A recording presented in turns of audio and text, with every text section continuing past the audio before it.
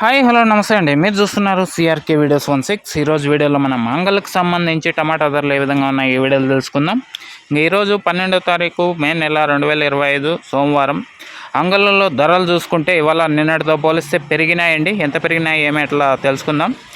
ఇంకా ఈరోజు ముందుగా ఫస్ట్ క్వాలిటీలు చూసుకుంటే 200 నుంచి 250 వరకు ఫస్ట్ క్వాలిటీలు అని చెప్పచ్చు. ఇంకా సెకండ్స్ చూసుకుంటే 160 నుంచి 200 వరకు అని చెప్పచ్చు.